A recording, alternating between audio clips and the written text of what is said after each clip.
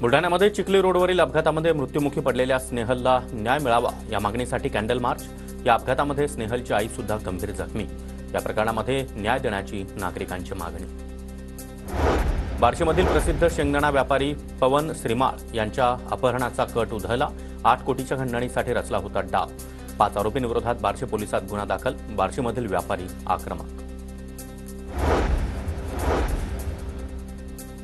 बुलढाणा जिल्ह्यामध्ये 14 महिन्यामध्ये लाचलुचपत प्रतिबंधक विभागाच्या 18 कारवायांमध्ये 25 आरोपी जाळ्यात। महसूल आणि नगर प्रशासन विभागामध्ये सर्वाधिक लाचखोर अधिकारी सापडले।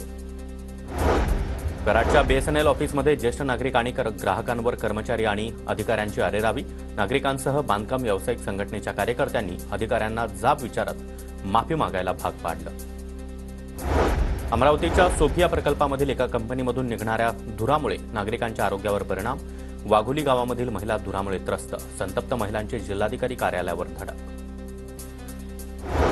नागपूरमधील नाग नदी पुनरुज्जीवनासाठी आणि प्रदूषण कमी करण्यासाठी सर्वोत्तम तंत्रज्ञानाचा वापर करा। पर्यावरण मंत्री पंकजा मुंडे यांचा नागपूर महापालिकेला सूचना।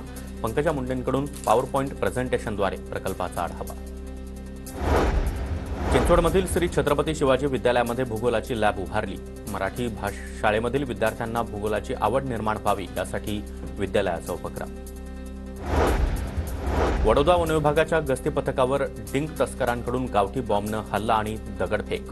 वन विभागाचे 6 कर्मचारी बचावले। तस्करांविरोधात कठोर कारवाईची गरज। कराडमध्ये भ्रष्टाचार विरोधी जनआंदोलन न्यासाच्या उपोषणाला Karad goods transport and motors असोसिएशनचा पाठिंबा। शासकीय कार्यालयामध्ये बायोमेट्रिक प्रणाली बसवण्याच्या मागणीसाठी उपोषण। परंडा तालुक्यामध्ये 30 शाळांमधील 150 विद्यार्थिनींना सायकलचं वाटप। Clearing corporation of India limited आणि सहयोग फाउंडेशन मुंबईचा स्तुत्योपक्रम। ग्रामीण भागामधील मुलींचं शिक्षण अधिक सुलभ होण्यास मदत होणार।